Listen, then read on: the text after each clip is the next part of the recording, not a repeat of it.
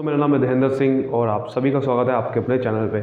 आज की हम इस वीडियो में बात करेंगे कि किसी भी आंसर को कैसे लिखा जाता है बीकॉम या एमकॉम एग्ज़ाम्स में। हम प्रैक्टिकली समझेंगे। पहले बहुत सारी हमने वीडियोस बनाई थी जिसमें हमने बात करी थी कि आंसर को कैसे लिखना चाहिए, क्या क्या गलतियाँ नहीं करनी चाहिए, लेकिन वो सारी बातें हम थ्योरेटिकली कर रहे थे। लेकिन अब हम प्रैक्टिकली समझेंगे। जो मैंने लिखा हुआ है पूरा का पूरा एक आंसर है। हम जैसे कि कोई भी स्टार्ट करते हैं क्वेश्चन, तो उसमें सबसे पहले कुछ मीनिंग लिखना पड़ता है या कुछ है, तो वो उसका ये मैंने पूरा का पूरा लिखा हुआ है। इसमें हम समझने की कोशिश करें। स्टार्टिंग बहुत इंपॉर्टेंट होती है। पूरा तो आंसर नहीं लिख सकता मैं, लेकिन स्टार्टिंग बहुत इंपॉर्टेंट होती है कि स्टार्टिंग कैसे करनी चाहिए और किस तरीके से आंसर में इम्पैक्ट क्रिएट करना चाहिए। वो प्रैक्टिकली समझेंगे आप कि जितने भी पॉइंट्स हैं वो क्या क्या होते हैं जो हम बात करते हैं बार बार। इसको हम प्रैक्टिकली समझेंगे और समझने की कोशिश करेंगे क्या आंसर ये कैसे बनाना चाहिए। तो सबसे पहले ये जो क्वेश्चन है, ये आंसर है, ये ऑर्गेनाइजिंग का है। ऑर्गेनाइजिंग मैनेजमेंट का सेकंड फंक्शन होता है। वो आपने भी पढ़ा होगा तो आप भी रिलेट कर सकते हो। ऑर्गेनाइजिंग को आपको मीनिंग लिखना है, सपोज करते हैं, ठीक है। ये मीनिंग लिखना है, ये मीनिंग ऑफ ऑर्गेनाइजिंग का क्वेश्चन है। सबसे पहले आपको मीनिंग लिखना है, उसके बाद उसके लिखना है कि प्रोसेस क्या है। ऐसा क्वेश्चन समझ लो आप। तो ये मीनिंग लिख रहा हूँ मैं। तो पहले यहाँ पर आप देख सकते हो कि मैंने क्या करा है। इधर मैंने सीधा ऑर्गेनाइजिंग का जो डेफिनेशन होती है वो नहीं लिखी। इधर मैंने क्या लिखा, सबसे पहले इंट्रोडक्शन लिखी है, जो कि सबसे इंपॉर्टेंट बात है। आपको सबसे पहले इंट्रोडक्शन देनी है कि क्या है ये ऑर्गेनाइजिंग, कहाँ से आया फंक्शन। तो मैंने क्या लिखा, once plans are formed then these have to be implemented so the process of translation of plans into action is called organising. मतलब सीधा ऑर्गेनाइजिंग, इसको हम और बड़ा भी लिख सकते हैं, लेकिन ये एक तरीका है कि कैसे और इंट्रोडक्शन देना है। कि प्लानिंग पहले होती है तो प्लान को इम्प्लीमेंट करना चाहिए, इसलिए ऑर्गेनाइजिंग वहाँ पर आ जाती है कि जब प्लान को एक्शन में कन्वर्ट करना है तो वहाँ पर ऑर्गेनाइजिंग आती है। तो ऑर्गेनाइजिंग को फिर मैंने यहाँ पर एक छोटा सा डायग्राम ला दिया ताकि इस पॉइंट को हम समझा सकें कि प्लान्स को एक्शन में कन्वर्ट करता है ऑर्गेनाइजिंग। तो इससे क्या होगा, आप खुद सोचो। अगर मैं पढ़ूंगा, एक एग्जामिनर पढ़ने वाला, तो उसको समझ में आ जाएगा कि बंदे को पता है। वो ये लाइन ढंग से ना भी पढ़े, इसको यहीं से समझ में आ जाएगा डायग्राम से। फिर उसके बाद हमने ऑर्गेनाइजिंग को एक्सप्लेन किया। एक्चुअल ऑर्गेनाइजिंग क्या होता है, it is the process of grouping of various activity and उसके जो भी मेन डेफिनेशन वो लिखी। फिर in organising the various activities are divided into different group departments. Departments को मैंने अंडरलाइन कर दिया क्योंकि ये मैं बताना चाहता हूँ कि इसमें सबसे जरूरी डिपार्टमेंट बनाना होता है, सबसे इंपॉर्टेंट डिपार्टमेंट बनाना होता है। तो इसलिए मैंने इसको अंडरलाइन कर दिया क्योंकि ये इंपॉर्टेंट लाइन है।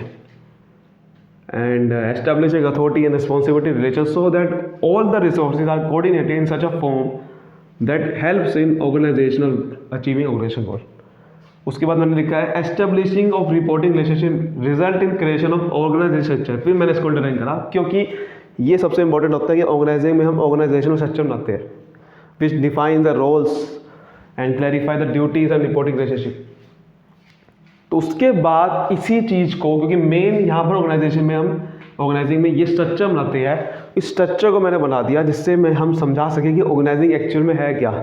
कि देखो, ये मैंने बोर्ड ऑफ डायरेक्टर्स होते हैं, फिर जनरल मैनेजर होते हैं, डिपार्टमेंट्स बनते हैं, पूरा का पूरा ऑर्गेनाइजिंग इसी में समझा दिया। ये रोल्स होते हैं सबके कि भाई बोर्ड ऑफ डायरेक्टर ये काम करेगा, और रिपोर्टिंग रिलेशनशिप होता है कि ये इसको रिपोर्ट करेगा, ये इसको रिपोर्ट करेगा। तो मतलब कि सोचो जरा कि जो पढ़ने वाला होगा उसको कितना बढ़िया समझ में आएगा कि इस बंदे को पूरा पता है। इस डायग्राम के थ्रू ही वो बंदा समझ जाएगा कि जो भी इसने यहाँ लिखा है कि इसको एक्चुअल में पता है, कोई हवा में नहीं लिख रहा है वो बातें, इसको एक्चुअल में पता है। क्योंकि डायग्राम ये वो वाला तभी बना सकता है कोई बंदा जिसको पता है कि एक्चुअल में ये चीज़ एक्चुअल में क्या है, जिसने ढंग से पढ़ा हुआ है। उसके बाद सीधा अब मैंने यहाँ पर आंसर को ऐड नहीं करा, इसको यहाँ पर इसलिए मैं बोलता हूँ हमेशा कंक्लूजन से ऐड करना चाहिए आंसर को। तो ये छोटा सा कंक्लूजन है किसका, मतलब ऑर्गेनाइजिंग है क्या हमने समझा। It maintains all the coordination among different activities and in such a way to achieve organisation goal. The creation of superior subordinate relationship helps in clarity relationship which helps in achieving desired result with optimum utilisation resources. इसको आप अपनी कुछ भी language में बना के और भी लिख सकते हो कि कंक्लूजन और भी कि ऑर्गेनाइजिंग एक्चुअल में क्या करता क्या है, वो मैंने लिखा है कि इससे हम ऑप्टिमम यूटिलाइजेशन रिसोर्स कर देते हैं, जिससे हम क्लैरिटी कर देते हैं कि किसी को क्या क्या काम करना है। तो बेसिकली यहाँ पर जो पर्पस है वो बताने का यही है कि कैसे इंट्रोडक्शन देनी है उसको आप समझ सको।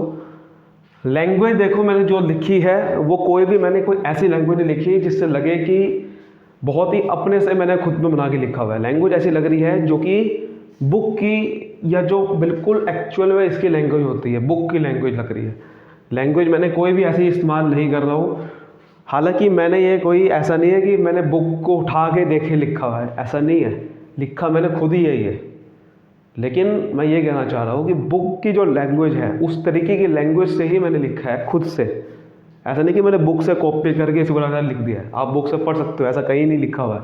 ये बुक से कॉपी करके नहीं, बुक से समझ के लिखा है, ठीक है। मतलब ये पहले से मैंने चीज़ समझी भी थी तो उसको मैंने यहाँ पर लिखा है।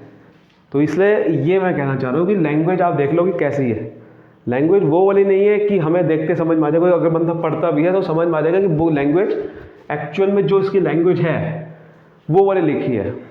ऐसा नहीं कि organising the division of work, हम किसी को रिस्पॉन्सिबिलिटी बांट देते हैं, कुछ भी ऐसे बना के लिखे जा रहे हैं तो वो सही नहीं है। जो एक्चुअल में सही लैंग्वेज है उसको वह लिखा है। तो बुक की लैंग्वेज इस्तेमाल करनी है, इंट्रोडक्शन पहले देना है और इसको आप और बड़ा बना के लिख सकते हो। मैंने पैराग्राफ छोटा लिखा है क्योंकि यहाँ पर जगह कम है। इसको और भी बड़ा बना के लिख सकते हो पैराग्राफ को। डायग्राम बनाओगे, इम्पैक्ट क्रिएट होगा और एंड करते हुए कंक्लूजन देना है। ये है असली तरीका। इसको मैं आगे और भी वीडियोस में कवर करूँगा कि और क्या क्या प्रैक्टिकल तरीके हैं। कि अब मैंने आपको वही बताया है कि बेसिकली पैराग्राफ कैसे लिखते हैं। इसको पैराग्राफ लिखने का कह सकते हैं कि कैसे लिखते हैं। इसके एंड में मैं पॉइंट भी लिख सकता हूँ, फीचर्स ऑर्गेनाइजिंग के। जब अगर आपको ऑर्गेनाइजिंग का मीनिंग पूरा लिखना है तो फीचर्स आगे लिख दूंगा। लेकिन ये एक तरीका था जिससे मैं आपको बता सकूँ कि एक्चुअल में लिखते कैसे हैं। आई होप आपको अच्छे से समझ में आया होगा कि बेसिकली सबसे पहले हमेशा आपको इंट्रोडक्शन से स्टार्ट करना है। छोटा सा इंट्रोडक्शन देना है कोई भी मीनिंग लिखने से पहले।